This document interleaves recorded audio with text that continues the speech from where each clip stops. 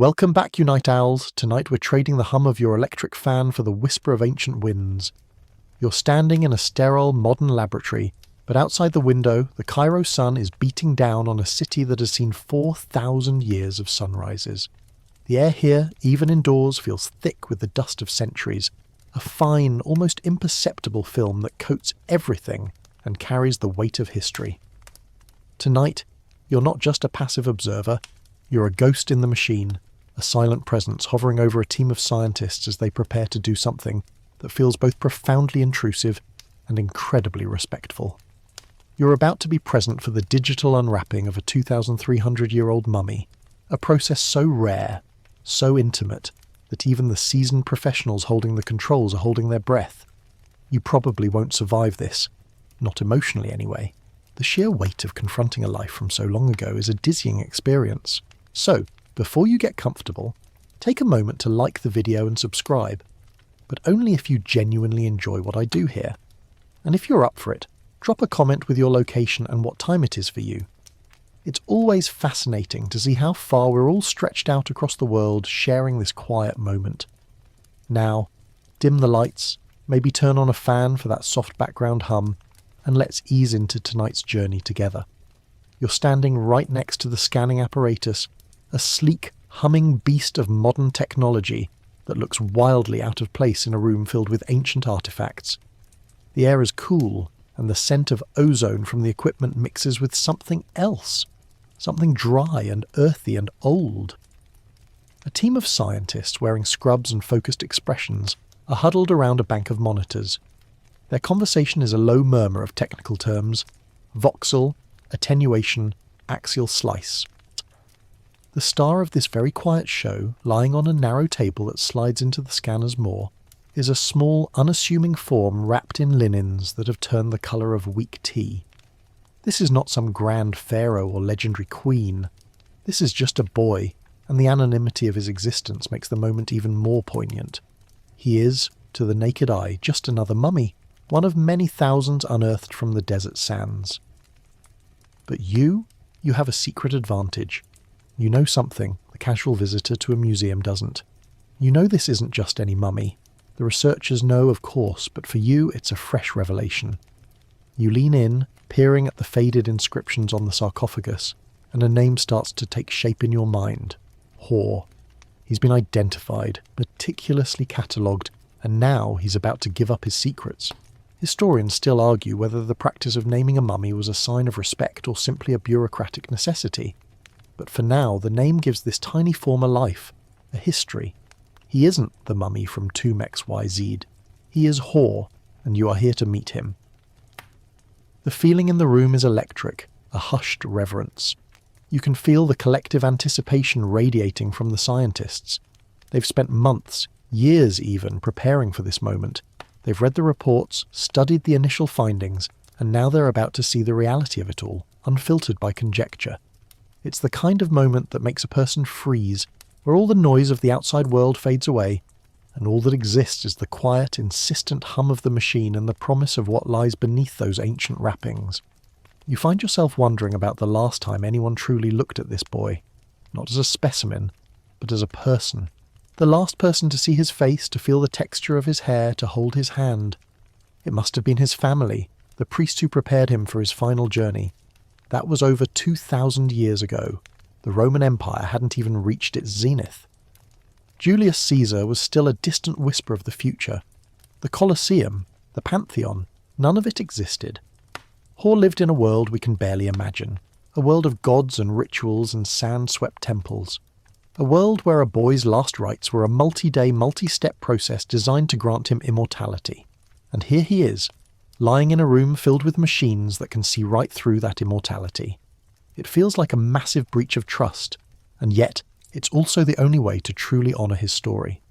To know him, we have to look, to peer past the linen and the resin and the centuries of dust.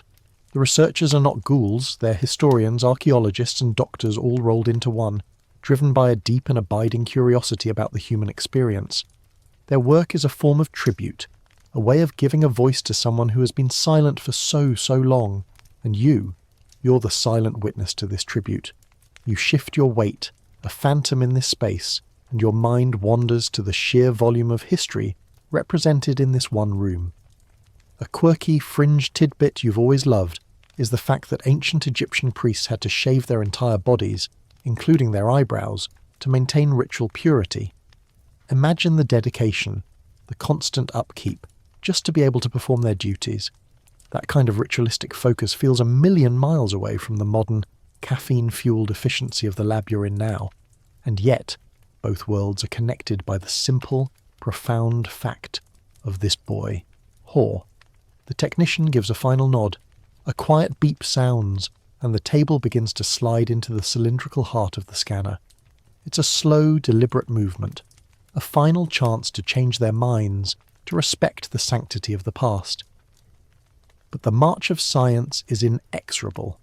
The machine whirs to life, a deep, resonant hum that vibrates through the floor. On the monitors, a new kind of image begins to bloom into existence. It's not a picture, not a photograph, but a series of ghostly grey slices, cross-sections of a life. And in the very first slice you see it, the faint outline of bones, a skeletal hand, a finger joint. It's an overwhelming moment. It's the first time you've seen past the wrappings, the first real glimpse of the boy inside. And you can feel the quiet collective sigh of the team as they see it too. The process has begun. The machine is doing its work, silently and meticulously gathering data. The images scroll across the screens, a constant flickering stream of ancient anatomy rendered in modern light. You're seeing the inside of a person who has been dead longer than many modern nations have existed. It's a surreal, humbling experience.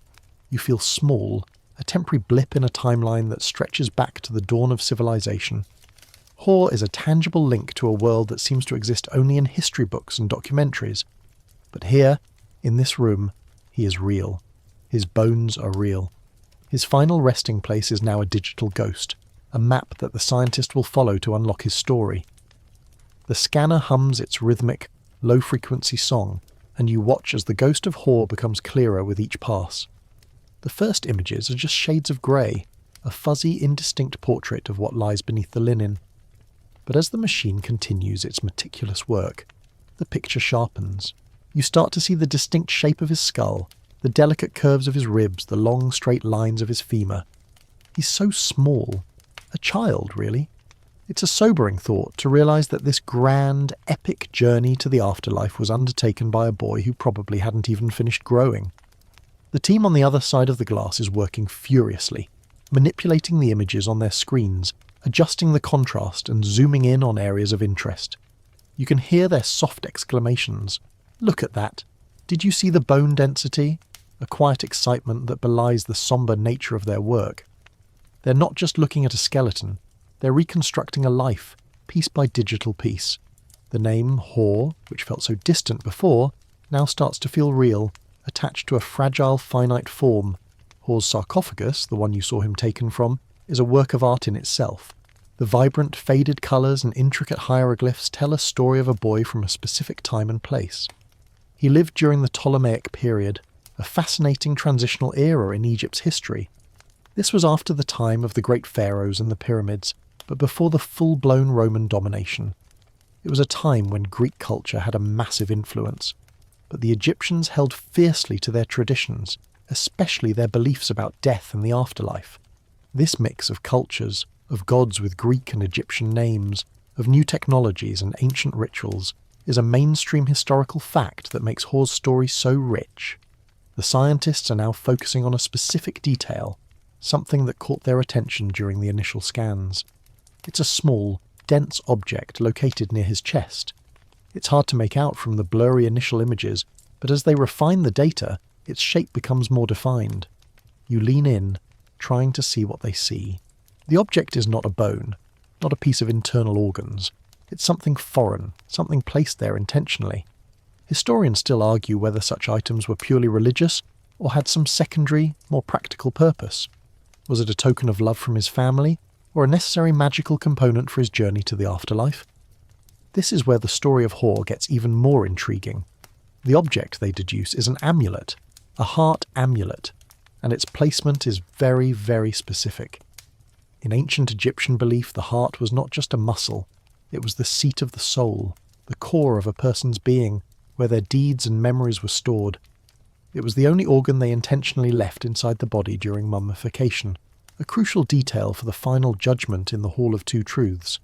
But why would a boy need an amulet over his heart? The answer lies in the ancient papyri, in the spells and incantations inscribed in tombs and on coffins. The heart was a fickle thing. It could betray you. At the moment of judgment, the god Anubis would weigh your heart against the feather of Maat, the goddess of truth and justice. A heart heavy with sin would tip the scales and be devoured by the beast Amit. The heart amulet, a carved piece of stone or metal, was a kind of cheat code. It was often inscribed with a spell from the Book of the Dead, a command to the heart itself. O my heart of my mother, O my heart of my mother, O my heart of my being. Do not stand up against me as a witness. Do not create opposition against me in the council. Do not be hostile to me in the presence of the keeper of the balance. It was an insurance policy, a silent plea to the most vital part of oneself not to spill the beans about any earthly misdeeds. The fact that Hor had this amulet tells you a great deal about his family's hopes and fears for him. They weren't just preserving his body, they were doing everything in their power to ensure his eternal soul would be safe. It speaks to a deep, abiding love, a hope that their little boy would navigate the treacherous waters of the afterlife successfully. This is not just a scientific discovery, it's a story of parental care, a timeless tale of wanting the best for your child, even in the face of the unknown. As you watch the scientists, you notice one of them, a young Egyptologist wiping a tear from her eye. This isn't just a job for them, it's a profound connection to the past. They're not just scanning a body, they're reading a final letter, a testament to a family's love. It's a heavy moment, and you find yourself holding your own breath, feeling the weight of it all. You think of all the little quirks of life, how even in ancient Egypt a parent might have worried if their child was good enough. This amulet is a physical manifestation of that worry, a tangible piece of a parent's desire to give their child a head start in the next life. And it's a great piece of historical irony, isn't it? The very ritual designed to keep the heart from speaking its secrets is what's now giving up the boy's story. The CT scanner, a machine of pure, cold science, is a tool for emotional archaeology. It's cracking open a centuries-old puzzle box, but instead of jewels, it's revealing a heart full of hope and fear. The team has now moved on, digitally peeling back the layers of linen and resin. You can see the distinct pattern of the wrappings, the way the ancient priests meticulously folded and tucked the fabric to encase the body. It's a work of art, a kind of textile sculpture, and each layer tells a little bit more of the story. The linen is not just cloth, it's a symbolic barrier between this world and the next. The quirky tidbit here is that ancient Egyptians often reused linen from old clothing for this purpose, sometimes even including patches or worn-out sections. The afterlife was a serious business, but it seems there was also a certain pragmatism in their approach to materials. The images scroll by, a beautiful, mesmerizing sequence of digital unwrapping. They're not physically touching the mummy, not disturbing the fragile centuries-old remains. They're doing this all with light and data, a kind of modern, respectful ghost dance. The boy's body starts to emerge from the digital fog, not as a skeleton, but as a form, a shape wrapped in invisible shrouds. The heart amulet is no longer just a dense spot on a screen. It's a clear, distinct object. It's shaped like a scarab beetle, a symbol of rebirth and resurrection. A powerful icon in ancient Egypt, the scarab was a stand-in for the god Khepri, the sun god in his morning form, who rolled the sun across the sky each day, just as a beetle rolls a ball of dung. It was a perfect metaphor for the cyclical nature of life and death, and an ideal symbol to place over a heart to ensure its reanimation in the afterlife. The scarab amulet over Hor's heart is a testament to the fact that his family wasn't just hoping for the best, they were actively trying to ensure it. They were giving him the best possible tools for the journey ahead, and now you are seeing them all for the first time in 2,300 years. It's a moment of profound, breathtaking intimacy, and you feel the full weight of a single, small life stretching across an impossibly long bridge of time. The digital unwrapping continues, and the ghost of Hor becomes more and more solid on the screen. The CT scanner is a modern-day time machine, not just showing you what's on the surface, but peering into the very structure of the boy's body. The images are now a crisp, almost unnervingly clear series of cross-sections. You can see the resin that was poured into his skull after his brain was removed, a testament to the ancient Egyptians' commitment to every step of the mummification process. It looks like a dark, solidified liquid, a ghost of what it once was, filling the void where his thoughts and dreams used to be. The process of mummification itself is a fascinating, if slightly grisly, mainstream historical fact. It was a 70-day process, a journey from this life to the next. The first step was the removal of the internal organs. A small incision was made, usually on the left side of the abdomen, and the organs, stomach, intestines, liver and lungs, were carefully extracted.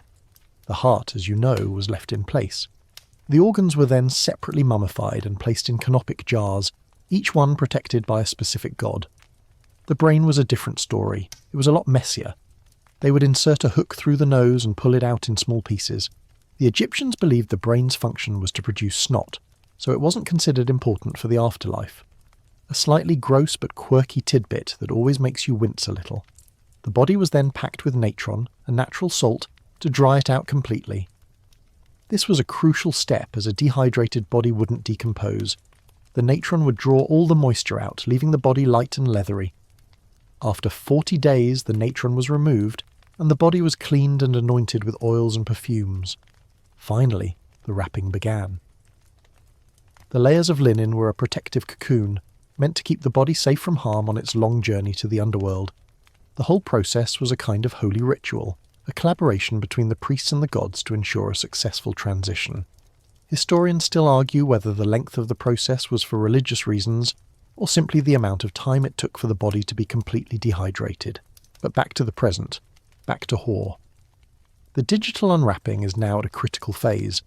The scientists are able to manipulate the 3D model, peeling away the digital layers of linen and skin to reveal the bones underneath. You're no longer just seeing slices, you're seeing a full skeletal recreation of the boy. And it's here that the story gets a new, poignant chapter. The scientists are huddled around one screen, and the murmuring has stopped. The silence in the room is heavy and absolute. The images on the screen are a deep, almost haunting white, a clear rendering of Hor's bones, and in that clarity you see it, the signs of a difficult, painful life. His bones aren't perfect, they're marked, scarred by disease and hardship. It's a sobering reality check. This wasn't a life of luxury and ease, it was a struggle. You see evidence of what they suspect is a severe case of anemia. The bones of his skull show a pattern of porosity, a honeycombed texture, a telltale sign of a blood disorder. The anemia would have made him weak, tired, and pale. It would have affected his growth, his energy, his ability to play and run like other boys. You think of what that would have meant for a child in ancient Egypt, where life was already hard and every bit of strength was needed just to survive. Anemia wasn't a death sentence, but it was a constant, debilitating burden. It's a subtle but profound reminder that even the dead have their stories written on their bodies. But that's not all. As the scientists rotate the 3D model, you see another detail, something that makes the air in the room feel even heavier. His teeth. They're worn down, almost to nubs in some places. This is a common finding in ancient mummies, but it's still a shocking sight. The ancient Egyptian diet was often gritty, full of sand and stone dust from the grinding of grain. It was a constant source of dental wear and tear. But Hor's teeth are particularly bad. It suggests a life of eating coarse, rough food, a constant ache in his mouth that he would have had to live with every single day. A modern aside, imagine not being able to have a simple root canal. No dentist, no Novocaine, just a constant grinding pain. A miserable existence for a child. The scientists are now focusing on a specific spot on his leg. It's a healed fracture, a bone that was broken and then set, probably by an ancient doctor or priest. It's not a perfect heal. The bone is slightly crooked, a permanent reminder of an old injury. You can almost feel the pain of the break, the long weeks of recovery, the fear and uncertainty of a child who had to deal with such a significant injury without modern medicine. It's a small, intimate detail, but it speaks volumes about the fragility of life back then. The irony of this situation isn't lost on you. They went through all this effort to preserve his body for the afterlife, and now, 2,300 years later, that same body is telling the story of his difficult life on Earth. The very thing meant to grant him eternal peace is now a source of information about his earthly suffering. The scientists are a strange kind of doctor, diagnosing a patient who has been dead for millennia. It's a beautiful, tragic, and profoundly respectful act. They're giving him back his voice, allowing him to tell the story of his life through the scars on his bones. You find yourself feeling a deep, quiet sadness. Hor wasn't just a mummy. He was a boy who got sick, who had a mouth full of pain, who broke his leg. He was a boy who probably had to work to help his family, to survive in a world that was unforgiving and harsh. The grandeur of the afterlife rituals, the scarab amulet over his heart, all of it now feels like a tender, desperate plea from a family who saw their child suffering and wanted to give him a better eternity than he had on Earth. The scientists are still working, but the initial excited energy has given way to a quieter, more somber focus. They're now less like researchers and more like forensic investigators, piecing together a long-lost puzzle. The data is still coming in, but the initial picture is clear. This isn't the story of a great king or a noble priest. It's the story of a regular boy, a boy who lived and died in a world that was both magnificent and brutal. A life that, despite its hardships, was deemed worthy of eternal preservation. The digital ghost of Hor is now a full 3D model on the screen, a beautiful and tragic figure composed of light and data. The team of scientists, having absorbed the initial shock of his physical hardships, now turns their attention to the incredible work of the ancient embalmers. The scanner is giving up details that would be invisible to the naked eye, even if the mummy were to be physically unwrapped. You see how the wrappings were applied in multiple layers, each with a different purpose. There were the initial bandages to hold the body together, then a layer of resin-soaked cloth to create a hardened protective shell, and finally, the outer layers of linen inscribed with spells and symbols. It was a meticulous process, a true blend of science and ritual. The ancient Egyptians were master chemists and artisans, a mainstream historical fact often overshadowed by the grandeur of the pyramids and temples. They understood the properties of different materials and used them to create a body that would last for eternity. The natron, a mixture of sodium carbonate, sodium bicarbonate, sodium chloride, and sodium sulfate, was a key ingredient. It acted as both a desiccant and an antiseptic, drawing out moisture and killing bacteria. They used resins from trees to seal the body, creating a protective barrier against decay. It was a sophisticated and highly effective process, and it's why we're able to see Hor today. One of the more quirky or fringe tidbits about this process is the use of different types of resin. Researchers have found that some mummies have a thick, black tar-like resin coating, while others have a more amber-coloured, fragrant resin. This difference could be due to the status of the person being mummified, with higher-ranking individuals getting more expensive or prestigious resins, or, as historians still argue whether the choice of resin was for symbolic or practical reasons, it could have just been a matter of what was available at the time. In Hor's case, the scanner shows a relatively consistent coating, suggesting a standard mummification process for someone of his status. The scientists are now focusing on the interior of the mummy, using the CT scans to explore the spaces between the bones. They're looking for artifacts, amulets, and other objects that were placed inside the wrappings. The scarab amulet over his heart is now a crisp, clear image, but there's something else. Something in his throat. It's a small, flat object, and it's shining with a brilliant digital light against the grayscale of the scan. It's an object made of gold, a tiny glittering treasure hidden away for millennia. You find yourself leaning in, your breath catching in your throat. What could it be? Why would a boy have a piece of gold in his throat? The image is so clear now that you can make out the shape. It's a small golden tongue, a thin, delicate piece of metal shaped like a human tongue, placed on top of the boy's actual tongue before the wrapping began. This is a discovery that makes the scientists' faces light up with renewed excitement. It's a rare and fascinating find, and its purpose is a matter of much debate. Was it to help him speak in the afterlife? Or was it to help him eat and drink, to sustain himself on his long journey? The ancient Egyptians believed that the afterlife was a physical place, a mirror image of the world they lived in, but with a few improvements. You would still need to eat, drink, and be merry. You would still need to speak to greet the gods, and to answer for your actions in the Hall of Two Truths. The Golden Tongue amulet, they theorise, was a magical tool to help him do just that. It would ensure that his words would be heard, that his pleas would be answered, and that he would have a voice in a world where he was otherwise just a ghost. This is a profound and moving discovery, is a sign of a family's deep love and commitment to their child's eternal well-being. They didn't just preserve his body, they equipped him for the journey.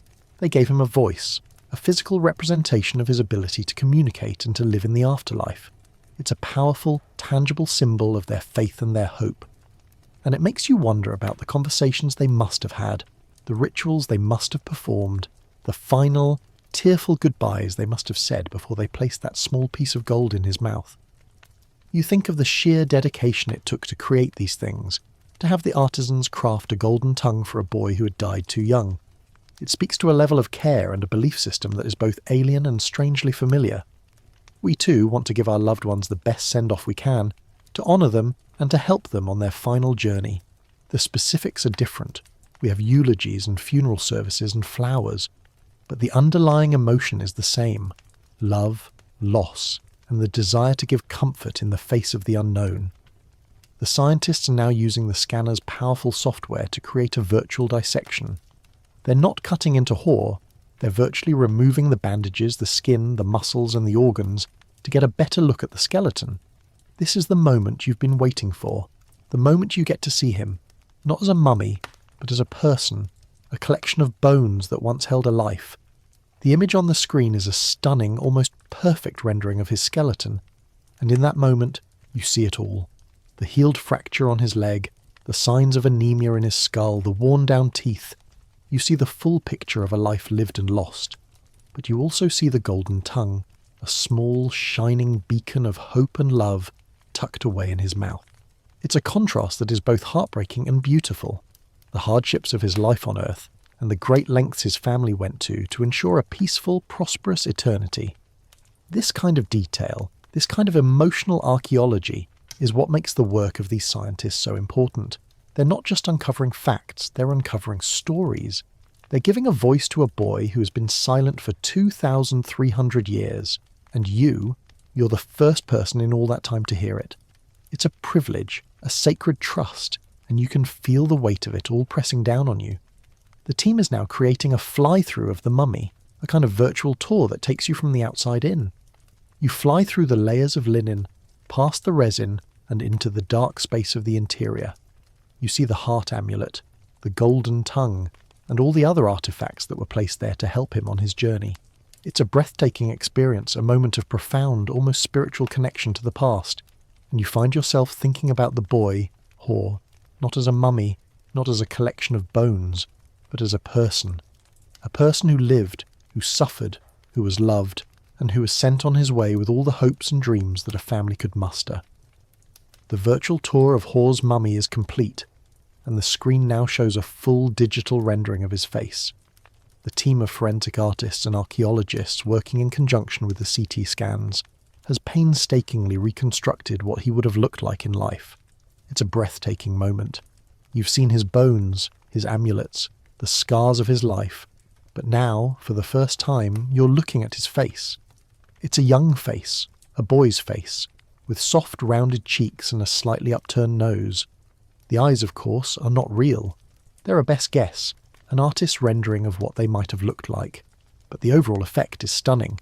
He's no longer a mummy, no longer a collection of data points. He's Hor. The process of facial reconstruction is a fascinating blend of art and science, a mainstream historical fact that is often misunderstood.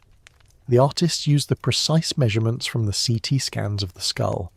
The distance between the eyes, the width of the nose, the shape of the jawline, to create a digital model. They then add layers of muscle and tissue, based on anthropological data from people of similar age and ethnicity. The final touches, like hair and skin colour, are educated guesses based on historical records and genetic markers. The result is a hauntingly realistic portrait of a person who lived and breathed over 2,000 years ago. As you look at his face, you find yourself wondering about his life. What did he do all day? Did he play with other children? Did he have a favourite toy? Was he happy? The answers to these questions are, of course, lost to time, but the face on the screen gives you a glimmer of an answer. He looks like a regular boy. He looks like a child who could have existed in any time, in any place. And that's what makes this moment so powerful. It collapses the distance between us and him, between the present and the past. The team has now moved on to a new section of the CT scans, and the murmuring has picked up again. They're looking at the boy's internal organs, or rather, the space where his internal organs once were. The scans show the precise location where the embalmers made their incision, a small, neat cut on the left side of his abdomen. This is another small but important detail. It confirms that the mummification process was done according to the standard practices of the time. The quirkier fringe tidbit here is that while the incision was typically on the left side, there are some rare cases where it was found on the right. Historians still argue whether this was a mistake, a local variation in a ritual, or a sign of a different social or economic status. For Hoare, it's a textbook example, which suggests he was from a family that had the means and knowledge to perform a proper mummification. But the most compelling new detail is what they're finding inside the abdominal cavity. The scans show a series of small, dense objects, nestled among the wrappings and the resin. These are not internal organs. Those were removed and placed in canopic jars. These are amulets, and they're placed with a purpose. One is shaped like the god Thoth, the god of wisdom, writing, and magic. Another is the Ujjat, or the Eye of Horus, a powerful protective symbol. Another is the Jed pillar, a symbol of stability and endurance. Each one is a small, silent prayer, a magical token to help the boy on his journey. The ancient Egyptians believed that the afterlife was fraught with danger. There were demons, monsters, and tests to overcome. The amulets were a form of spiritual protection, a kind of magical toolkit to help the deceased navigate these dangers. They were a physical manifestation of the spells and incantations in the Book of the Dead, a kind of preloaded magical assistance. The fact that Hoare was buried with so many of them suggests that his family was taking no chances. They wanted to make sure he was fully prepared for whatever lay ahead. This discovery adds another layer to the story of Hoare's life and death. It confirms that he wasn't just a boy from a middle-class family. He was a boy from a family that deeply believed in the power of these rituals and was willing to invest in his eternal well-being. It's a testament to the enduring power of faith and the human desire to protect our loved ones, even after they're gone. It's a powerful and moving thought. We, in our modern world, might not believe in gods and demons, but we still feel the need to say goodbye in a meaningful way, to honour our dead and to give them a peaceful rest. The specific rituals are different, but the underlying emotion is exactly the same. The scientists are now using the software to create a digital flyby of the amulets, a kind of virtual tour of the tiny treasures hidden inside the mummy. You fly past the Ujjat, its intricate details shimmering on the screen. You fly past the Djed pillar, a small symbol of strength and stability in the face of the great unknown, and you fly past the Thoth amulet, a reminder that knowledge and wisdom were considered just as important as physical protection. It's a breathtaking moment, a glimpse into a world that is both ancient and deeply personal. The team is now moving on to the final stages of their analysis. They're creating a full digital model of the sarcophagus, the coffin, and the mummy all in one. It's a complex, multi-layered digital object that they can rotate, zoom in on, and explore from every angle. This is the ultimate goal of their work, to create a complete non-invasive record of the mummy and all its contents. It's a way of preserving the past without destroying it, a way of learning without desecrating. It's a respectful, ethical, and incredibly powerful approach to archaeology. As you watch the final product come together on the screen, you find yourself reflecting on the journey you've been on. You started with a vague, blurry image of a mummy, and have ended up with a detailed personal portrait of a boy named Hoare. You've seen his face, you've learned about his hardships, you've seen the love and care his family put into his final journey, and you've seen the incredible power of modern technology to unlock the secrets of the past. It's a story of science, of history, of faith, and of love. And it's a story that you, a humble night owl, were privileged enough to witness. The silence in the room is no longer heavy with anticipation. It's filled with a quiet, profound sense of awe. The digital reconstruction of Hoare's mummy is complete, and the screen now shows a composite image, a stunning piece of digital art that brings all the disparate elements together. You see the outer coffin, with its faded but still vibrant hieroglyphs, a testament to the family's hope for their son's eternal journey.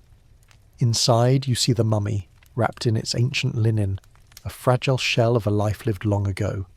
And with the press of a button, the scientists can virtually peel back the layers, revealing the detailed CT scan of the boy's body, the scars of his difficult life, and the magical amulets placed there for his protection. It's an incredible, powerful moment, and it's a perfect visual summary of everything you've learned. The team is now moving on to the final part of their analysis, the cultural context of Hoar's life and death. They're looking at the hieroglyphs on the coffin, translating the intricate script that has been silent for millennia. The inscriptions tell a familiar story, a mainstream historical fact of ancient Egyptian religion. It's a prayer for the deceased, a plea to the gods to grant him a peaceful and prosperous afterlife. The text names the gods Osiris, the god of the underworld, and Anubis, the god of mummification and the dead. It's a standard prayer, a formulaic wish for a successful journey to the next world. But there are also some specific details. The hieroglyphs mention the boy's family, his parents, and their wishes for him. It's a poignant, personal detail that brings Hoar's story to life. He wasn't just a boy who died. He was a son, a brother, a member of a family that loved him and mourned his passing. The inscriptions are their final message to him, a kind of farewell letter written in stone. And now, thanks to the work of these scientists, that letter is being read for the first time in 2,300 years. One of the more quirky or fringe tidbits that comes from these inscriptions is the way they refer to the deceased. They don't just say Hor, they often use a more formal, reverential title like the Blessed One or the Justified One. This wasn't a sign of his status in life, it was a ritualistic phrase, a wish that he would be found innocent in the final judgment. It's a small detail, but it speaks volumes about the ancient Egyptians' deep-seated belief in a moral universe where every action had a consequence, even after death. Historians still argue whether this was a genuine belief or a social convention, but for Hor it was a phrase of hope and a prayer for his eternal salvation. The scientists are now focusing on the heart amulet again, the one shaped like a scarab beetle. They've been able to create a highly detailed 3D model of it from the CT scans. You can see the intricate carvings on its surface, the tiny legs and the head of the beetle, all rendered in stunning detail. This isn't just a piece of metal, it's a work of art, a small sculpture crafted by a master artisan. And it's a powerful symbol.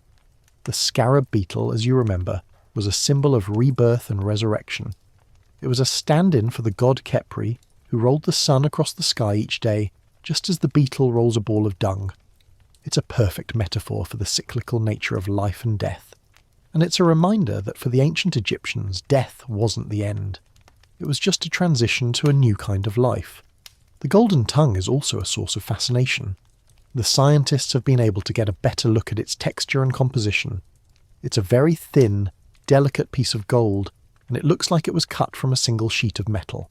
It's not a heavy or expensive piece, which suggests that it was a ritualistic item rather than a sign of great wealth. Its purpose, as we've discussed, was to give Hor a voice in the afterlife. But you find yourself wondering if there was a more emotional component to it. Did his parents feel that he was a quiet or shy boy in life? Was this a way of ensuring that he would have the confidence to speak up in the great halls of the gods? We'll never know, of course, but the idea is a beautiful and poignant one. The team has now moved on to the final, most somber part of their analysis, the cause of death. You've already seen the signs of a difficult life, the anemia, the worn-down teeth, the healed fracture. But none of these things would have been an immediate cause of death. Hor lived with them, endured them, and ultimately succumbed to something else. The scientists are now looking at his internal organs, or what's left of them. The CT scans show some faint, almost ghostly remnants of his lungs and other organs that were left in the body. And in those remnants, they're looking for clues. It's a long, painstaking process. They're not looking for a single bullet wound or a broken neck. They're looking for subtle signs of disease, of infection, of things that would have killed a child in ancient Egypt, and they find it.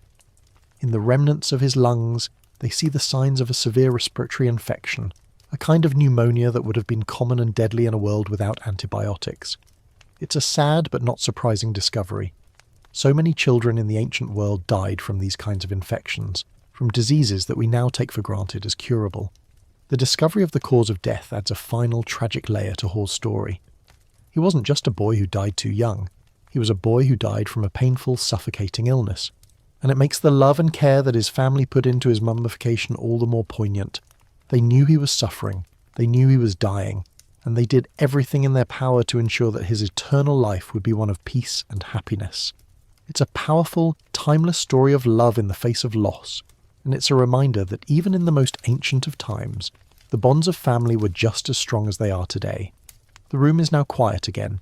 The scientists have finished their work. They've gathered all the data, created all the models, and translated all the inscriptions. The digital ghost of Hor is now a complete multi-layered portrait of a life lived long ago. And you, a silent observer in this sterile modern room, have been there for every step of the journey. You've seen the science, the history, the ritual, and the love. And you've seen how all of it comes together to tell a story that is both ancient and profoundly human. You feel a deep sense of gratitude, a profound respect for the boy, Hor, and for the people who loved him enough to give him this final, magnificent send-off. With the digital reconstruction of Hor now complete, the scientists' focus shifts from the interior of the mummy to its broader historical context. They're no longer just looking at the bones and amulets of a single boy, they're looking at the silent witnesses that surrounded him for millennia. In the same room, under different glass displays, are other mummies and artifacts, each with their own story to tell. These are not just objects, they are a kind of historical echo, a chorus of voices from the past that help us understand Hor's own unique narrative. You stroll over to one of the nearby displays, your phantom form moving effortlessly through the sterile air. A beautifully preserved ibis mummy is showcased here, a symbol of the god Thoth. A mainstream historical fact is that animal mummies were incredibly common in ancient Egypt. They weren't just pets, they were offerings to the gods, a way for a person to show their devotion and to curry favour. The ibis, being sacred to Thoth, the god of wisdom, was a popular choice. It's a strange but compelling thought, that in the same world where a family was meticulously preparing their son for the afterlife, other people were doing the same thing for a bird. This parallel practice helps to paint a more complete picture of the spiritual world Hor inhabited. The quirky or fringe tidbit here is that while many animal mummies were carefully prepared and even placed in the elaborate coffins, some were found to contain only a few bones or even just straw. Historians still argue whether this was a sign of a fraudulent practice by some priests, or simply a lack of resources in certain cases. It's a slightly cynical, modern thought, but it reminds us that ancient Egypt wasn't always the perfect, idyllic world we see in movies. It was a place of real people, with real flaws, even in their most sacred moments. You move to another display, this one holding a collection of canopic jars. These are the beautifully decorated vessels that held the internal organs of the deceased. The canopic jars were often carved with the heads of the 4 sons of Horus. Imseti, human head, for the liver, Hapi, baboon head, for the lungs, Duamutef, jackal head, for the stomach, and Kebesenuef, falcon head, for the intestines. This is another classic example of a mainstream historical fact, a standard practice for the mummification of the wealthy. The fact that Hor's organs were not found with him, but presumably in similar jars, tells us a lot about his social standing. He was from a family that could afford the full traditional burial package. The scientists are now using their technology to create a digital map of the entire tomb complex where Hor was found. It's a massive, multi-layered undertaking, using LiDAR and 3D modelling to recreate the space where he rested for so long. They're not just looking at the tomb itself, but at all the other burials around it. This is a crucial step in understanding the social fabric of his community. Was he buried with his family, his neighbours? Was he part of a larger cemetery or a smaller family plot? The data from these other silent witnesses can help us answer these questions. The discovery of other child mummies in the same area is particularly poignant. It's a grim reminder of the high child mortality rate in ancient times. To see so many small, silent forms, each one a life cut short, is a heavy and humbling experience. But it also helps us understand Hor's story in a new light. He wasn't an anomaly. He was part of a larger community of children who didn't live to see adulthood. His death, while tragic, was also a part of the everyday reality of life in ancient Egypt. It makes his family's efforts to give him a good burial all the more touching. The scientists are now using the digital model to fly through the tomb complex, showing you the layout and the locations of the different burials. You fly past a mummy of a woman, her face serene even after all this time. You fly past a mummy of an older man, his form long and thin, and you fly back to Hor, the small boy at the centre of this incredible story. You see him not as a lone figure, but as part of a larger tapestry of lives and deaths, of hopes and fears. The technology they're using is a true marvel of the modern world. They're able to create a digital ghost of the entire tomb, showing you what it looked like before it was disturbed by archaeologists. It's a way of preserving the context of the discovery, of ensuring that even as we learn more about the past, we don't destroy the evidence. This is a major ethical consideration in modern archaeology, and it's a testament to the respect and care these scientists have for the people they study. You find yourself thinking about the sheer volume of history that is still buried under the sands of Egypt. Hor is just one of many thousands of people who lived and died there. Each one of them has a story, a life, a family. And thanks to modern technology, we are slowly, painstakingly beginning to listen to those stories. We're giving a voice to the voiceless, and we're allowing the dead to speak to us across the chasm of time. It's a profound and beautiful act, a kind of dialogue with the dead. The silence in the room is no longer just about the anticipation of discovery. It's about the deep, resonant hum of history itself. The silent witnesses around you, the ibis, the canopic jars, the other mummies, are all part of a larger conversation. They're all telling a part of the same story, the story of a civilization that was obsessed with death, not because they feared it, but because they saw it as a beginning of a new life, a new journey, a new existence in a world that was even more beautiful and perfect than this one. And Hor, a small boy with a golden tongue and a heart amulet, was at the centre of it all. The journey through Hor's digital world has been a profound one, but it's time to take a step back and appreciate the tools that made it possible. You're now a student of the technology itself, hovering over the scientists as they explain the intricacies of the CT scanner. This isn't just a machine you'd find in a hospital, it's a specialised, high-resolution CT scanner, a true marvel of modern engineering. The CT stands for computed tomography, and the way it works is a perfect blend of mathematics and physics. It takes hundreds, even thousands of X-ray images from different angles, and then uses a computer to stitch them all together into a detailed, three-dimensional model. This is a mainstream historical fact, the modern equivalent of an ancient scribe's meticulous record-keeping, just with way more data. The level of detail is what sets this machine apart. A regular medical CT scan might give you a good picture of bones and soft tissue, but this one is designed to see past centuries of decay, past layers of linen and resin, to find the tiny, intricate details of amulets and bone fractures. It's a non-invasive, non-destructive way of doing archaeology, and it's a huge step forward from the old days of physical unwrapping, which often damaged the mummy and its precious contents. This is a crucial ethical point, a way of learning about the past without destroying it. The scientists are now demonstrating the software they use to process the data. It's a complex, multi-layered program that allows them to do things that would have been unimaginable just a few decades ago. They can digitally remove the outer layers of the coffin, the wrappings, and the skin, leaving only the skeleton and its hidden treasures. They can colour-code different materials, making it easy to spot the gold of the tongue amulet against the grey of the bones and the dark resin. They can even create a virtual fly-through, taking you on a tour of the mummy from the inside out. It's like having a superpower, a kind of X-ray vision that can see through time itself. One of the quirkier, fringe tidbits about this process is the amount of data it generates. A single scan can produce hundreds of gigabytes of data, a massive file that can be difficult to store and process. Historians still argue whether this data should be made public and accessible to everyone, or if it should be kept in a secure, private archive. On one hand, making it public would allow more people to study the mummy and learn about the past. On the other hand, it would open the door to misinterpretation and misuse. It's a complex issue, a modern ethical dilemma that the ancient Egyptians could never have imagined. The scientists are now moving on to the final piece of the puzzle, the ethical considerations of studying ancient human remains. This is a deeply sensitive topic, and it's something that all modern archaeologists and scientists grapple with. Is it right to disturb the dead? To peer into their most private moments? To learn about their illnesses and their pain? Is it a violation of their final wishes, their hopes for a peaceful eternal slumber? These are not easy questions, and there are no easy answers.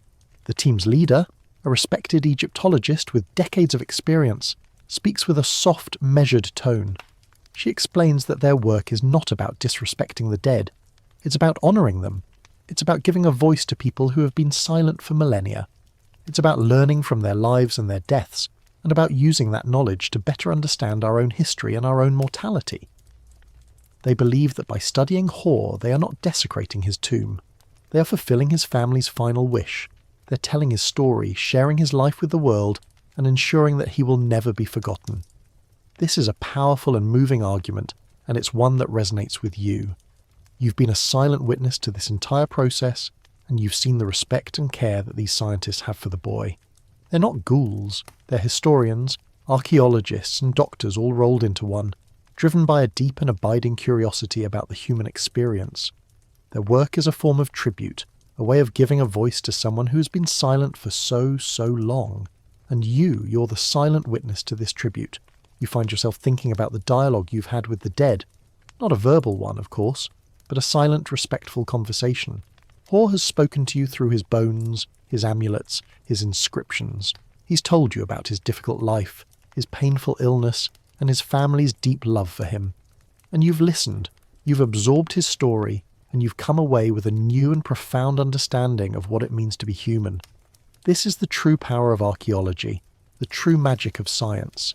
It allows us to reach across the chasm of time and to touch the lives of people who are long gone, but whose stories still resonate with us today.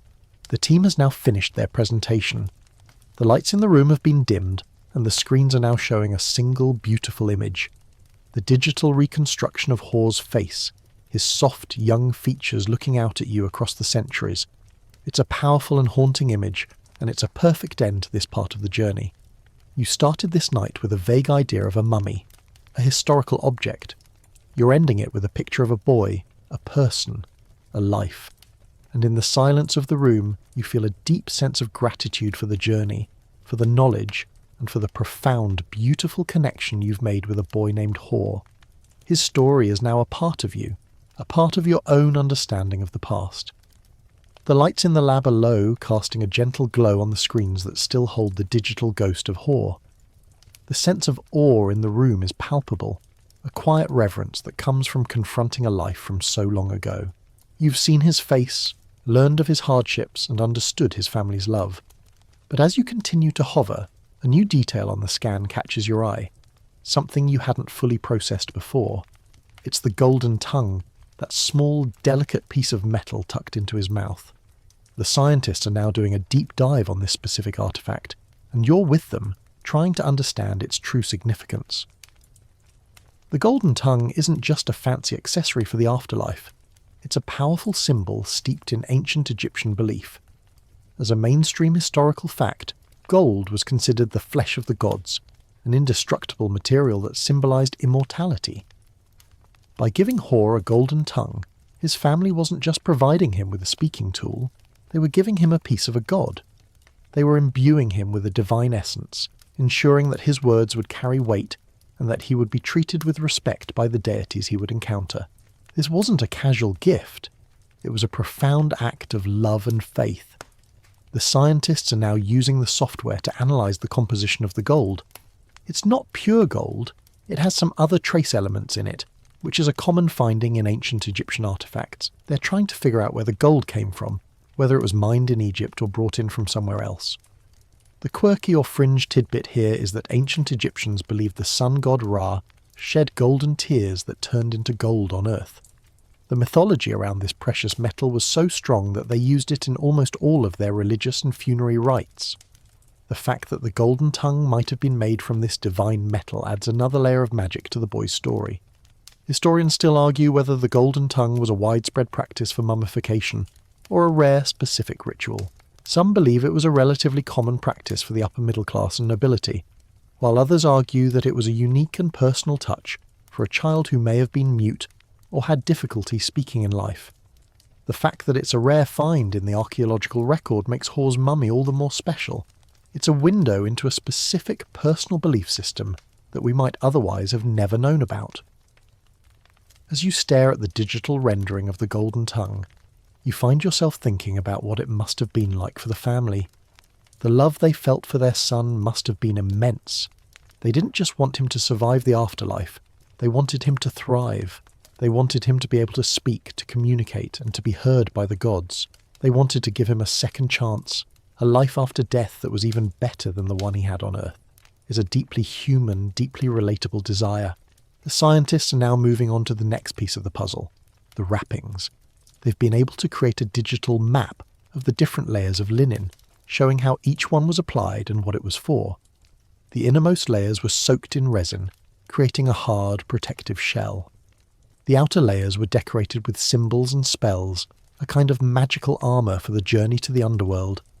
This is another classic example of a mainstream historical fact, the meticulous art of ancient Egyptian embalming. But there's a detail on the outer wrappings that the scientists are now focusing on. It's a faint, almost invisible inscription, a name that's not Hor's. It's the name of a priest, a high-ranking official who was responsible for the mummification. This is a fascinating find, a signature of the artist who created this masterpiece of preservation. It reminds you that this wasn't just a generic process, it was a highly specialised skill practised by a select few. The priest, in a way, was a collaborator with the gods, a human intermediary who helped a soul on its way to the afterlife. The quirky or fringe tidbit here is that in some cases the priest would make mistakes in the mummification process, sometimes forgetting to remove a specific organ or making a mess of the brain removal. Historians still argue whether these mistakes were due to incompetence, or if they were a sign of a less reputable, lower-cost embalming service. In Hor's case, the CT scans show that the mummification was done with a high degree of skill and care. The incision was clean, the brain was removed almost perfectly, and the wrappings were applied with a master's touch. This again points to the fact that Hor was from a family of means, a family that could afford the very best for their son. The scientists are now using the data from the scans to create a virtual interactive model of the entire mummification process. They're showing you step by step how the body was prepared, how the organs were removed, and how the wrappings were applied. It's a mesmerising and slightly unsettling process to watch. You're seeing the full, uncensored reality of ancient Egyptian death rituals, and it's a powerful reminder of how different their world was from ours. But it's also a reminder of the shared humanity that connects us all. The love, the loss, the hope for a better future. These are all things that transcend time and culture. You find yourself feeling a deep sense of gratitude for the work of these scientists. They're not just digging up bones and artifacts, they're resurrecting lives, bringing back stories that have been silent for millennia. And in doing so, they're helping us to understand ourselves better, to see our own lives in a new light against the backdrop of the vast and beautiful tapestry of human history. The digital ghost of Hor is no longer just a ghost. He's a teacher, a guide, a silent mentor who has a story to tell, and you're the student. The digital reconstruction of Hor and the intricate details of his mummification have brought you to a new place in the story, a place where the physical reality of his death meets the profound spiritual beliefs of his time. The scientists are now turning their attention to the final voyage, the journey of his soul to the underworld, as dictated by ancient Egyptian mythology.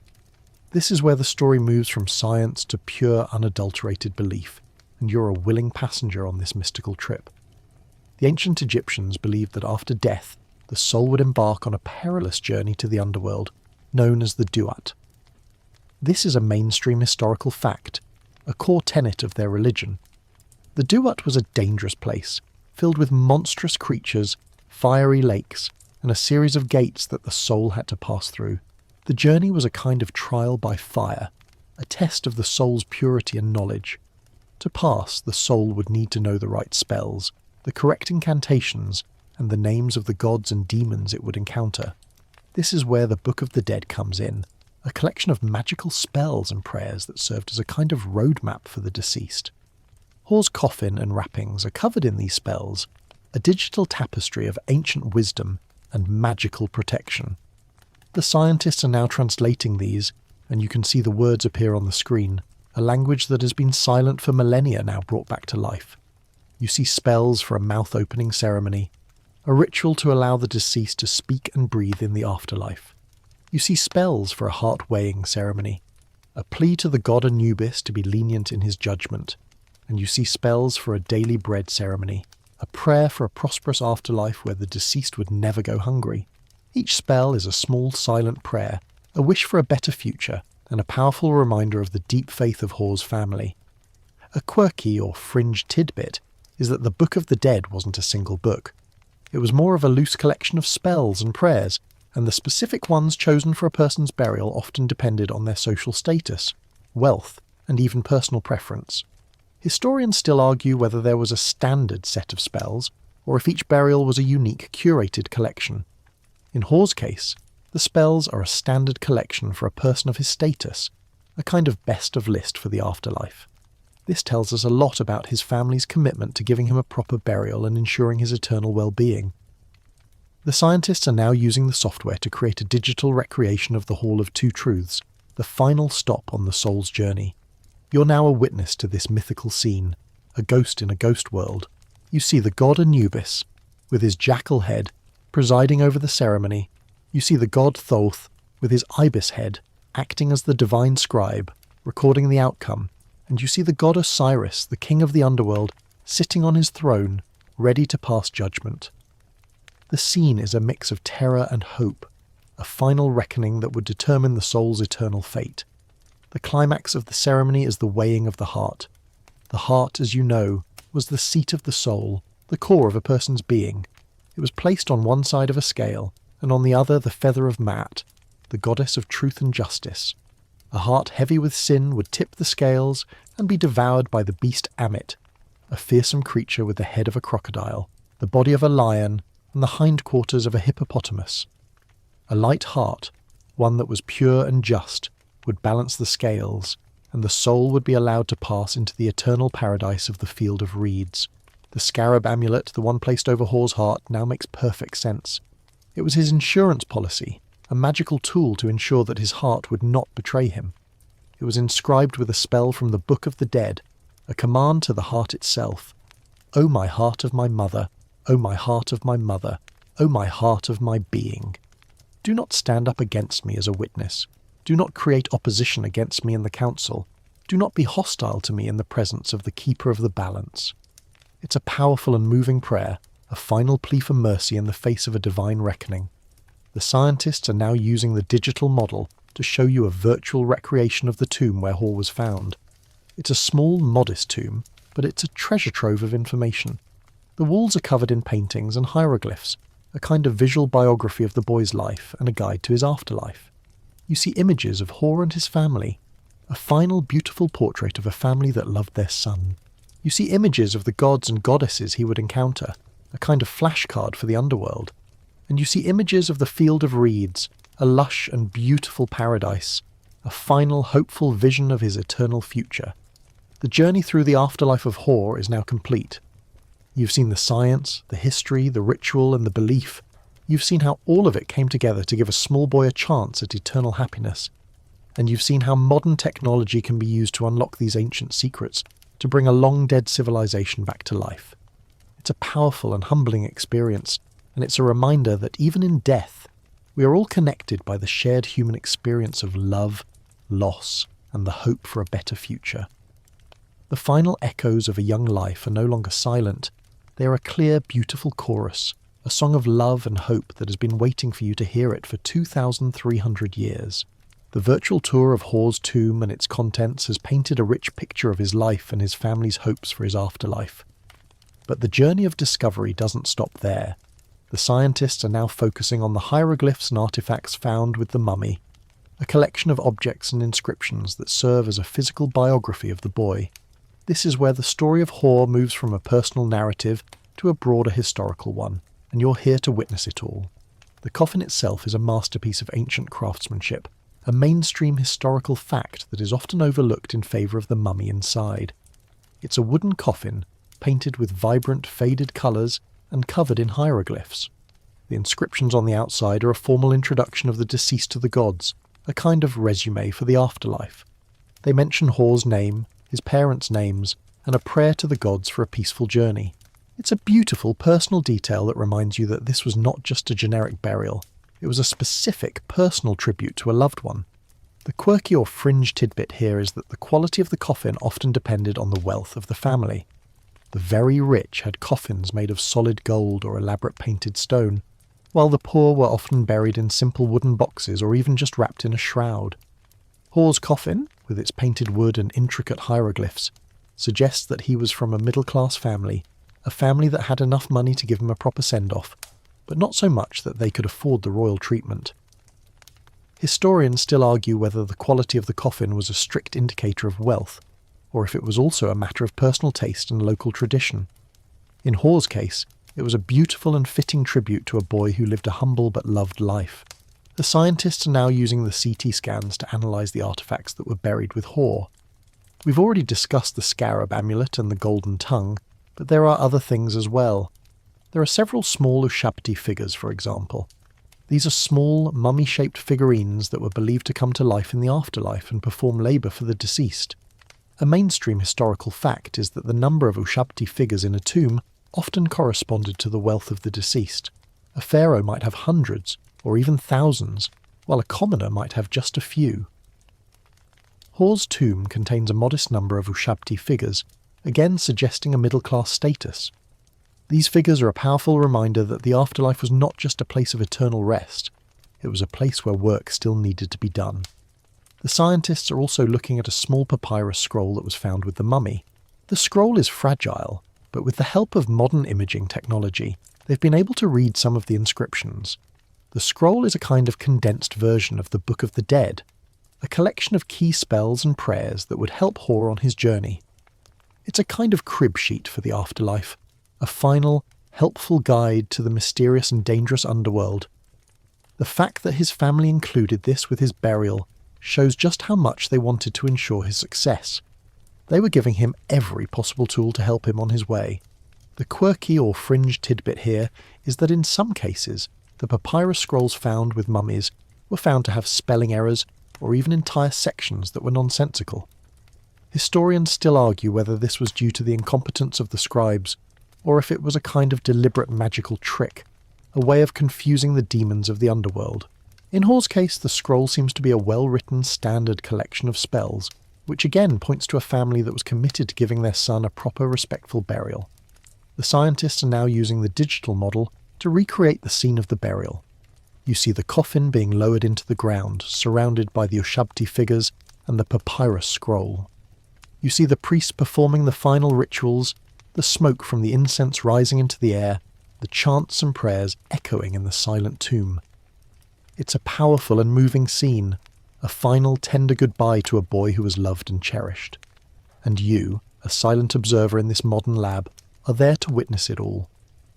The room is now quiet again. The scientists have finished their analysis of the artifacts and inscriptions. They've gathered all the data, created all the models, and translated all the hieroglyphs. The digital ghost of Hoare is now a complete multi-layered portrait of a life lived long ago. And you've been a witness to it all. You've seen the science, the history, the ritual, and the love, and you've seen how all of it comes together to tell a story that is both ancient and profoundly human. You feel a deep sense of gratitude, a profound respect for the boy, Hoare, and for the people who loved him enough to give him this final, magnificent send-off. His story is no longer a silent one, it's a chorus of voices from the past, and you're now a part of that conversation. The journey through Hoare's world from the sterile lab to the mystical Duat has been an incredible one, but the story of Hoare is not a solitary one. He is part of a larger, grander narrative, a tapestry woven with the threads of countless other lives and deaths. The scientists, having finished their focused analysis of Hoare, are now turning their attention to these silent witnesses, the other mummies and artifacts in the collection that help to contextualize Hoare's own story. You're now a ghost in the vast echoing halls of the museum, where the weight of history feels almost physical.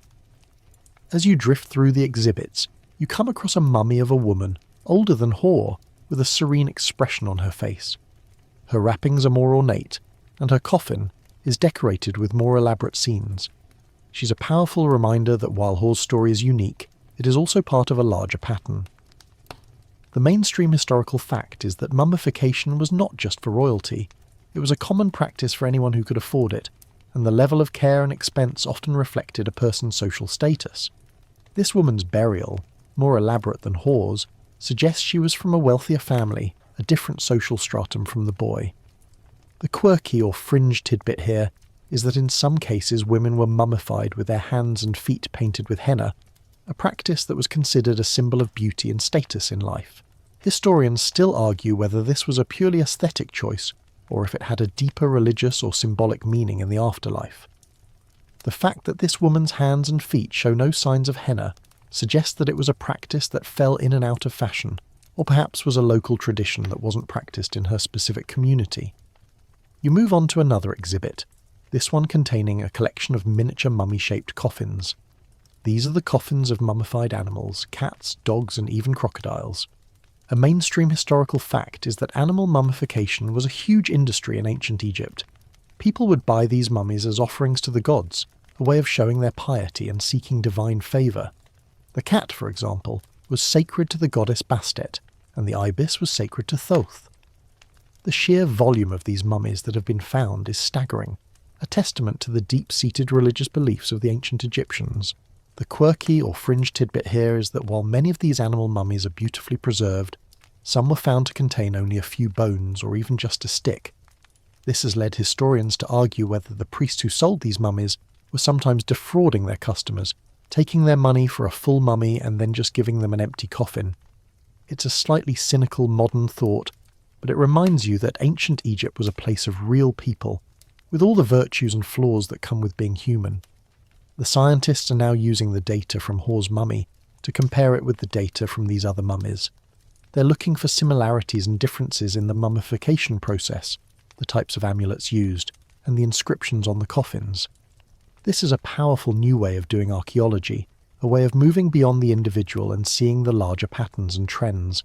They're able to see that Hor's mummification was a textbook example of a middle-class burial from his time period. The techniques used, the amulets included, and the prayers on the coffin all fall within a standard range. This comparison also helps them to understand the health of the community. The high incidence of anemia and dental wear in Hor's mummy, when compared to other mummies from the same time and place, suggests that these were common problems in his community. It paints a picture of a world where life was hard, where food was often coarse and difficult to digest, and where disease was a constant threat. It's a sobering but important detail that helps us to understand the true reality of life in ancient Egypt, a reality that was often far from the idealized images we see on the walls of the tombs. The scientists are now using the data to create a virtual family tree of the mummies in the collection. They're able to see that some of them are related, and they can trace the lineage through the bones and the artifacts. This is a breathtaking new development, a way of bringing a community back to life.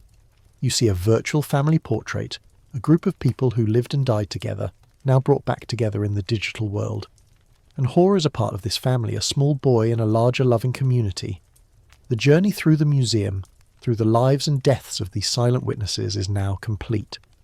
You've seen how Hor's story, a story of a single boy, is part of a larger, more complex narrative. You've seen how the science, the history, the ritual and the belief all come together to paint a picture of a world that is both ancient and deeply human. And you've seen how modern technology can be used to unlock these ancient secrets, to bring a long-dead civilization back to life. It's a profound and humbling experience, and it's a reminder that even in death, we're all connected by the shared human experience of love, loss, and the hope for a better future. The final echoes of a young life are no longer silent. They are a clear, beautiful chorus, a song of love and hope that has been waiting for you to hear it for 2,300 years. Having explored Hor's personal journey and the broader context of his community, the scientists are now turning the lens on the technology itself, the very tools that allowed us to bridge this immense gap of time. You find yourself in the heart of the operation, a ghost in the machine, as the team demonstrates the incredible capabilities of the CT scanner and the software that brings Hor's world to life. This is where the magic happens, where data becomes a story, and you're getting a first-hand look at the wizardry. The machine itself is a non-invasive marvel, a mainstream historical fact in the field of archaeology. The CT scanner, or computed tomography, works by sending a series of X-rays through the mummy from different angles. It's a bit like taking a photograph from every single direction. The computer then takes all those two-dimensional images and uses complex algorithms to construct a three-dimensional model of the object. This is a crucial distinction from traditional X-rays, which only give a flat two-dimensional view. The 3D model allows the scientist to virtually peel back the layers, to see the bones inside the wrappings without ever having to touch them. This level of detail and respect for the artifact is a massive leap forward from the days of physically unwrapping mummies, a process that, while informative, was also incredibly destructive. The quirky or fringe tidbit here is that the first CT scanner was developed in the early 1970s, and its first use was on a preserved human brain. It was a revolutionary technology that changed medicine forever, and it's now doing the same for archaeology. Historians still argue whether the CT scanner has had a more profound impact on medicine or on the study of the past. But for you, in this moment, it feels like a perfect marriage of the two. It's a machine that was built to heal the living now being used to give a voice to the dead. The software the scientists are using is just as impressive as the hardware. They're running a program that can take the raw data from the CT scanner and turn it into a photorealistic interactive 3D model. They can manipulate the model in real time, rotating it, zooming in on specific details, and even changing the transparency of the different layers. You watch as a scientist selects the linen wrappings and makes them transparent, revealing the skeleton inside. Then, with a few more clicks, the skin and muscle are added, giving you a full three-dimensional reconstruction of what Hor would have looked like in life. It's a breathtaking moment, a perfect blend of technology and artistry. This software also allows them to do a kind of digital autopsy. They can virtually remove the organs if they were still there, or see the empty space where they once were. They can measure the bone density, analyse the texture of the teeth, and even look for tiny microscopic details that would be invisible to the naked eye. This is how they were able to find the evidence of anemia and the healed fracture on his leg. The machine is a kind of high-tech detective, a silent witness to a crime that was committed 2,300 years ago, the crime of being a child in a harsh and unforgiving world. The scientists are now demonstrating another one of the software's capabilities, the ability to virtually fly through the mummy. You watch as the screen becomes a first-person view, and you fly through the outer coffin, past the linen wrappings, and into the dark space of the interior. You fly past the scarab amulet, its intricate details shimmering in the digital light. You fly past the golden tongue, a small beacon of hope in the darkness. And you fly into the heart of the skeleton, seeing the bones and their scars from a perspective that no one has ever seen before. It's a powerful and haunting experience, a kind of digital communion with the dead. The ethical considerations of this technology are also a major part of the conversation. The scientists are very clear about the fact that they are not desecrating the dead. They are not disturbing the mummy. They are simply creating a digital copy of it. This copy can then be studied by researchers all over the world without ever having to risk damaging the original artifact. It's a way of preserving the past for future generations, a way of ensuring that Hor's story will be told for centuries to come. This is a profound and important point. The ancient Egyptians went to great lengths to ensure that their bodies would last for eternity. The CT scanner, a machine of pure, cold science, is in a strange and beautiful way helping them to achieve that goal. It's creating a digital immortality, a kind of eternal life for Hor in the world of data and information. He's no longer just a mummy. He's a digital ghost, a permanent record of a life that was lived and loved. And you, a silent observer in this sterile modern room, have been there for the entire process, a witness to the birth of his digital soul. The lights in the lab are low, but the story of Hor is now shining brighter than ever. The conversation in the lab has taken a quieter, more reflective turn. The technical wizardry is done for now, and the scientists are grappling with the larger, more profound questions raised by their work. This is the moment where the science gives way to philosophy, where the data becomes a dialogue with the dead. You are a silent witness to this debate, a ghost listening to other ghosts. The central question is a deeply sensitive one. What are the ethics of studying ancient human remains, and how do we balance our thirst for knowledge with the respect owed to the deceased? This is a mainstream historical fact that has been a point of contention for decades.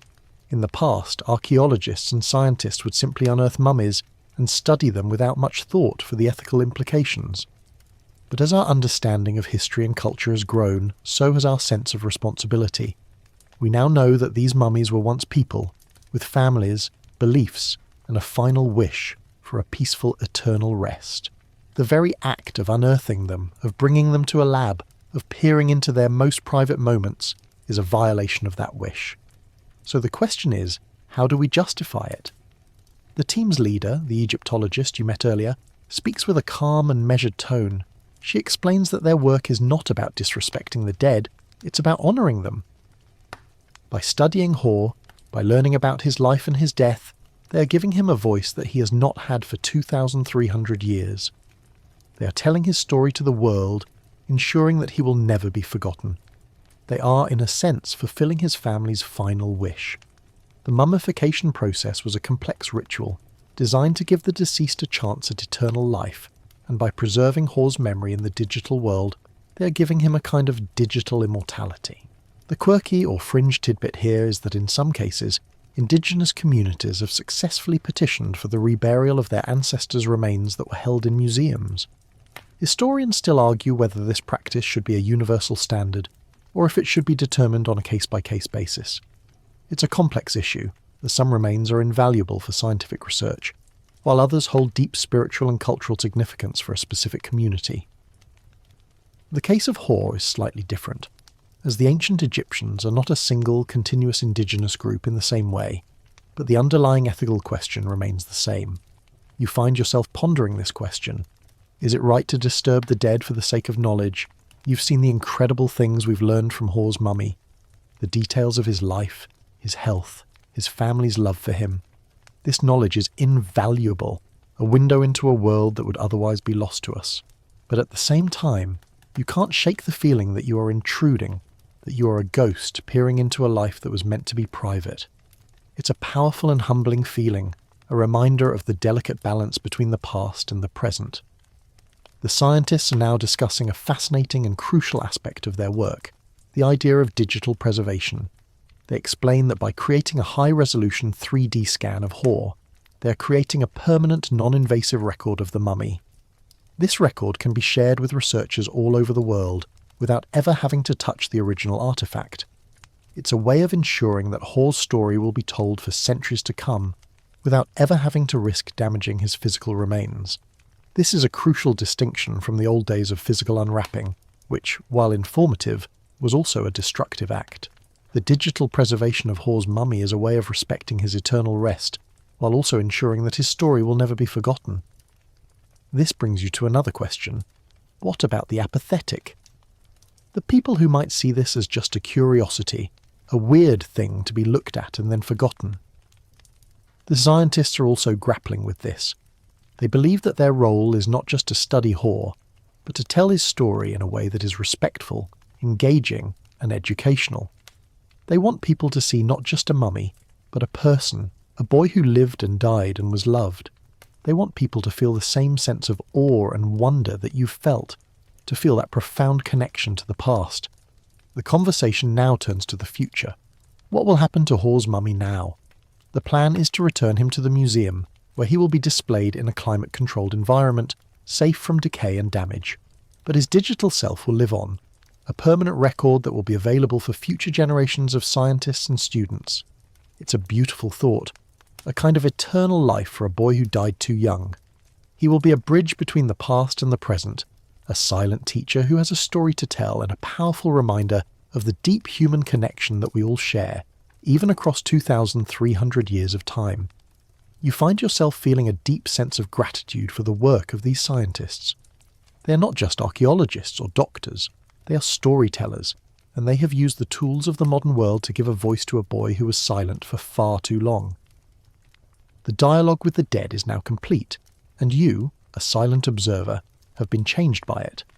The lights in the lab are low, but the story of Hor is now shining brighter than ever, a beacon of hope and love in the vast darkness of time. The ethical dialogue has faded, leaving a quiet hum in the lab. The scientists, having grappled with the philosophical weight of their work, are now back to the data, but with a renewed sense of purpose. They are looking for the unanswered questions, the mysteries that even the most advanced technology cannot fully explain. This is where the story of Hor, a boy who died 2,300 years ago, becomes a story about the limits of our knowledge, and you are a ghost in this beautiful, humbling void. The first mystery they're focusing on is the golden tongue. We know its purpose was symbolic, to give Hor a voice in the afterlife, but we don't know the specifics. Was it a family tradition? A local custom? a one-off creation for a child who was perhaps non-verbal in life? Historians still argue about the significance of this rare artifact. The quirky or fringe tidbit here is that while golden tongues are rare, there have been other similar discoveries, such as mummies with golden teeth or golden eyes. These finds suggest that the practice of using gold to imbue the deceased with a divine essence was not limited to the tongue. However, the lack of a standardized practice across different tombs and time periods leaves the specific meaning of Hor's golden tongue shrouded in mystery. Was his family particularly wealthy, or was this a unique ritual for a child? The scanner can tell us the composition of the gold, but it can't tell us the story behind why it was placed there. Another unanswered question revolves around Hor's name. The inscriptions on his coffin refer to him as Hor, but was this his birth name, or was it a name given to him after death? A mainstream historical fact is that in ancient Egypt people often had multiple names throughout their lives. They might have a birth name, a nickname, and a formal name for religious or ceremonial purposes. The name Hor is a common one, an abbreviated form of Horus, the god of the Scian kingship. Historians still argue whether the name Hor on his coffin was his actual name, or if it was a protective name given to him in the afterlife, a way of associating him with the powerful god Horus.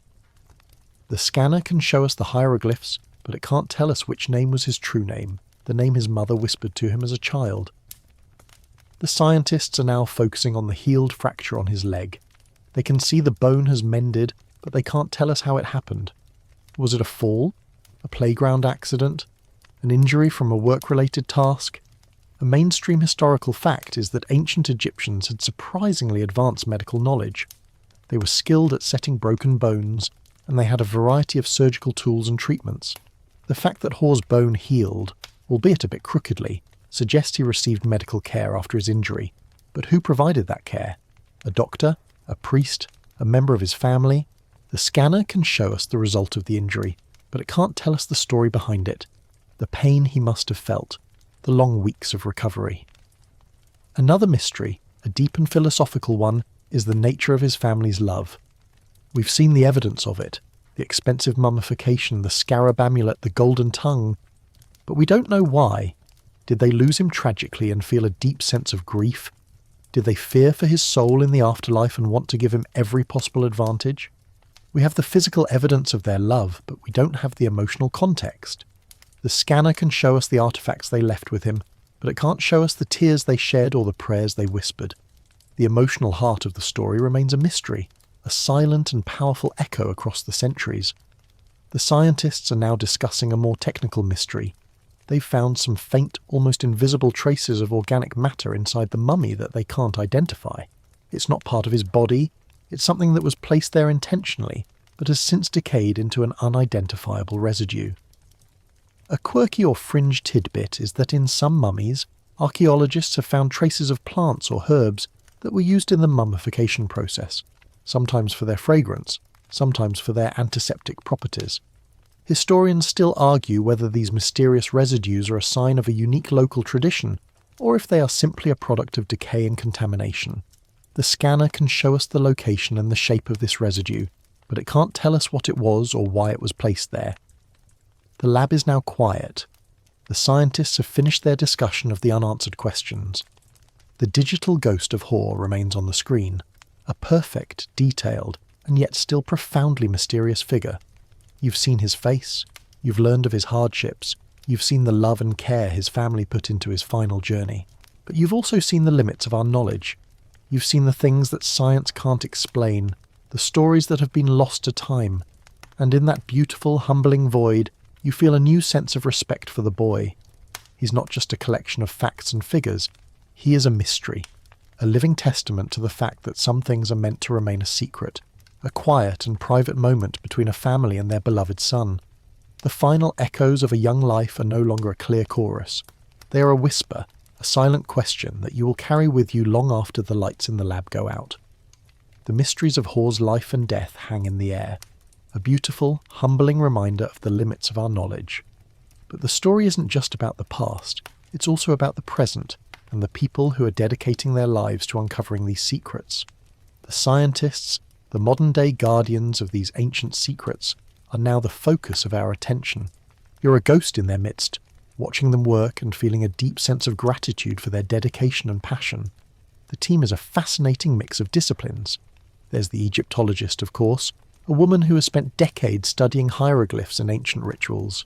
She is the voice of the past, the one who can read the silent prayers and wishes of Hore's family.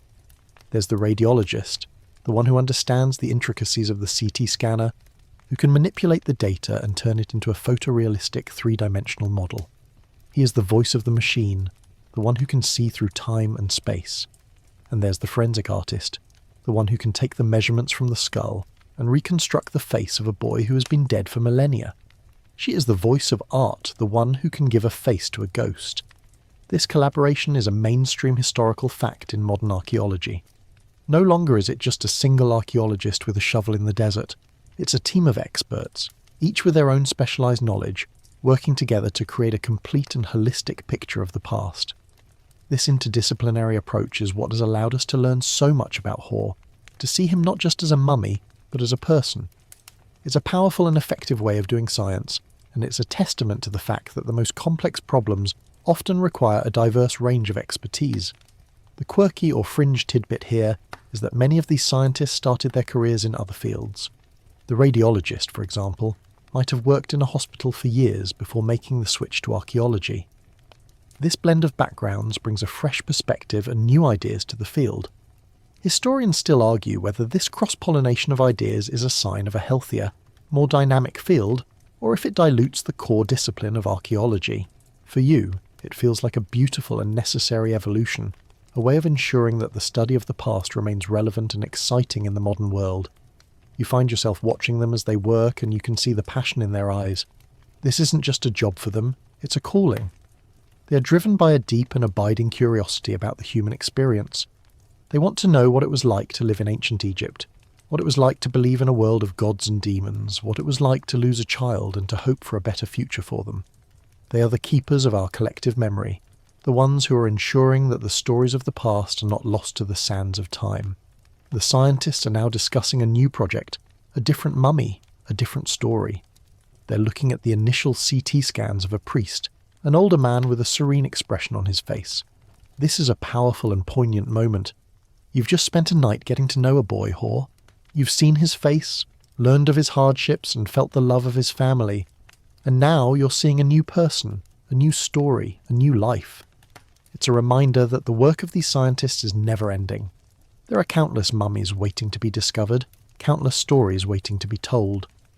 The ethical conversation from earlier comes back to you. The scientists are not just digging up bodies, they're giving a voice to the voiceless. They're taking on the responsibility of telling these stories in a way that is respectful, engaging, and educational. They are the modern-day scribes, the ones who are writing the final chapter of these ancient lives. They are the guardians of ancient secrets, and you feel a deep sense of gratitude for their work. The lab is now quiet again. The screens have gone dark and the scientists have left for the night. You're alone with the digital ghost of Hore, a perfect, detailed, and yet still profoundly mysterious figure. You've seen the science, the history, the ritual, and the love. You've seen the limitations of our knowledge, the things that will forever remain a mystery.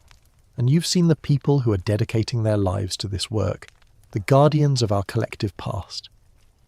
It's a profound and humbling experience, and it's a reminder that even in death, we are all connected by the shared human experience of love, loss, and the hope for a better future. The final echoes of a young life are no longer silent. They are a clear, beautiful chorus, a song of love and hope that has been waiting for you to hear it for 2,300 years. The silent echoes of Hore's life have become a symphony of knowledge, a beautiful tapestry woven from science and history. The scientists, the guardians of these ancient secrets, are now reflecting on the ripple effect of their work. They're not just telling the story of one boy, they're changing our understanding of an entire civilization. This is where the story of Hore, a seemingly insignificant child, becomes a powerful tool for reshaping our collective knowledge. You're a ghost in the conversation, listening to the profound and far-reaching implications of this one discovery. The first ripple is the recalibration of our understanding of ancient Egyptian health. Before Hore's mummy was scanned, much of our knowledge about ancient Egyptian health was based on the mummies of royalty and nobility. These individuals often had better nutrition, less strenuous lives, and access to the best medical care of their time. Hore's mummy, on the other hand, is a mainstream historical fact of a different kind. He's a window into the health of the common person.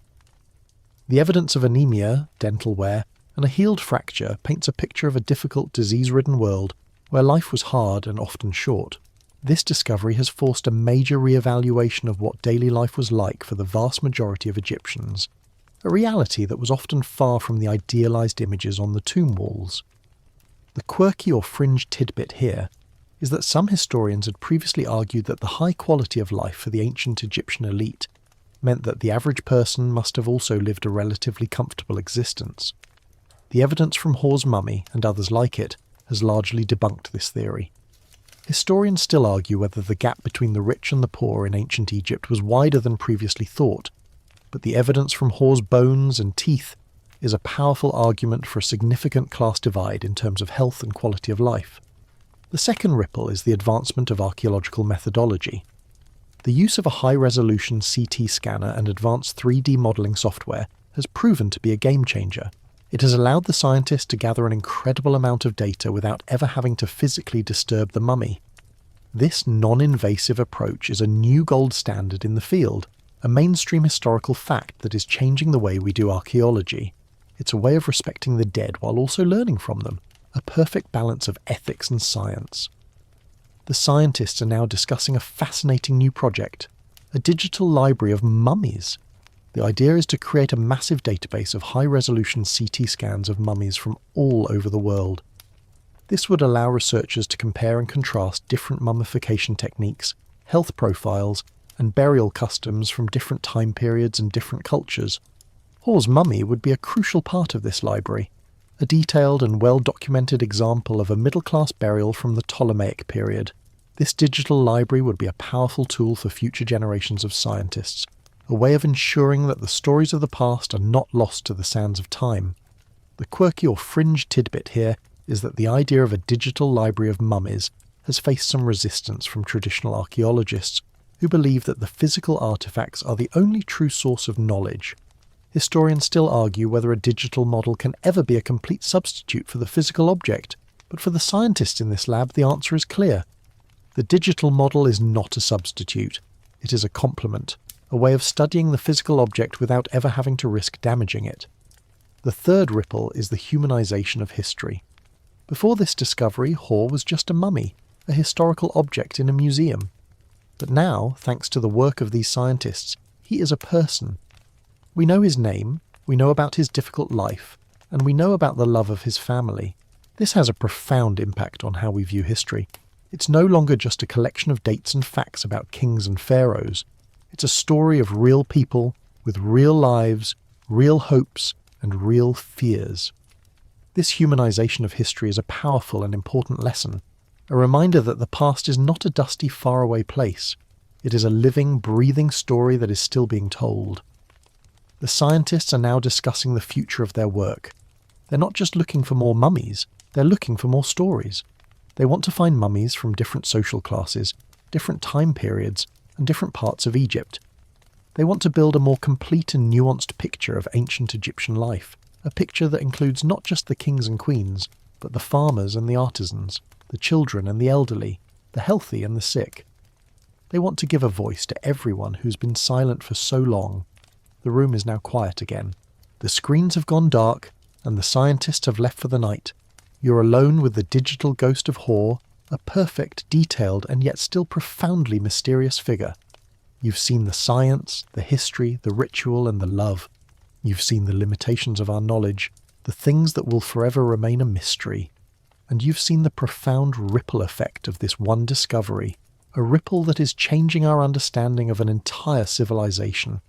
It's a powerful and humbling experience, and it's a reminder that even in death, we're all connected by the shared human experience of love, loss, and the hope for a better future. The final echoes of a young life are no longer silent. They are a clear, beautiful chorus, a song of love and hope that has been waiting for you to hear it for 2,300 years. The profound ripples of Hore's story have settled into a quiet calm. The lab, once a hive of activity, is now still. You're alone, a silent observer in a world where past and present have converged. The screens are dark, the machines are dormant, but the digital ghost of Hor remains, a permanent, silent testament to a life lived long ago. This final scene brings you back to the beginning, to the solitary mummy in its display case, but now you see it with new eyes. It's no longer just an object, it's a person, a boy, a life. You drift back to the museum, to the cool, echoing hall where Hor rests. He is still in his coffin, his face obscured by the centuries-old linen. To the casual visitor, he is just another mummy, a curiosity, a dusty relic of a bygone era. But to you, he is a friend. You know his name, you know the hardships he faced, and you know the love and care his family put into his final journey. You know about the anemia, the worn-down teeth, and the healed fracture on his leg. You know about the scarab amulet over his heart and the golden tongue in his mouth. You know about the Ushapati figures that would do his work for him in the afterlife, and the papyrus scroll that would guide his soul through the dangerous underworld. This is the final, most important ripple of Hor's story, the personal connection. A mainstream historical fact is that mummies have been a source of fascination for centuries, but often as a source of ghoulish entertainment or a symbol of the exotic. The work of these scientists has changed that. They have taken a historical object and, with the help of technology, transformed it into a person with a story, with a face. This humanization of history is a powerful and important lesson, a reminder that the past is not a dusty, faraway place. It is a living, breathing story that is still being told. The quirky or fringe tidbit here is that in ancient Egyptian culture, the name of a person was believed to be an integral part of their soul. If a person's name was forgotten or erased, their soul would be lost forever. By rediscovering Hor's name and telling his story, these scientists are, in a very real way, helping to ensure his eternal life. Historians still argue whether this belief was a literal one or a symbolic one, but for you, it feels profoundly real. You have been a part of this act of remembrance, a part of this beautiful, quiet resurrection. As you stand before his display case, you find yourself reflecting on the full scope of the journey. You started in a modern lab, a world of technology and data, and you've ended in a silent museum, a world of history and belief. You've seen how the two worlds are not separate but intertwined. The technology of the present has allowed us to unlock the secrets of the past, and in doing so, it has given us a new and profound understanding of ourselves. The story of Hor is not just a story about ancient Egypt, it is a story about humanity, about love and loss, about hope and fear, about the enduring power of family and faith. The final piece of the puzzle is the realization that this journey is not just a one-way street. Hor has given you something in return. He has given you a new perspective, a new sense of appreciation for the fragility of life and the immense weight of history. He has reminded you that even in death we can teach, we can inspire, and we can connect with people across an impossible chasm of time. He has given you a glimpse into a world that is both ancient and deeply personal, a world that you now feel a part of. You take a final long look at his display case. The lights in the museum are low and the air is still. He's silent, but you can hear his story. It's a story of a boy who lived a difficult life, who was loved deeply, and who was given a chance at a better eternal life. It's a story that has been waiting for 2,300 years to be told, and you were the first to hear it. And in that quiet moment, you feel a deep sense of gratitude, a profound respect for the boy, Hor, and for the people who loved him enough to give him this final, magnificent send-off. The lights begin to dim, a final soft descent into darkness. The museum, the lab, the stories, all of it begins to fade into a gentle hum, a soft white noise that reminds you of a quiet night at home. The journey is over, but the story of Hor, the boy with the golden tongue and the scarab amulet, will stay with you forever. The noise of the lab, the whispers of the scientists, the digital hum of the scanner, all of it recedes into the background. Your mind's eye lingers on the final silent image of Hor, at peace in his coffin. The details of his life, once so vivid, now blend into a soft focus memory, like a half-remembered dream. The weight of 2,300 years of history that you've carried this night begins to lift, replaced by a gentle, soothing calm. You're no longer a ghost in a museum. You're home, warm and safe in your own bed. The world of ancient gods and gilded tongues gives way to the familiar comfort of your own breathing, slow and steady. There is nothing to fear. The mysteries are now quiet, and the stories have been told. Sleep now, and let the quiet echo of Hor's final rest be your own.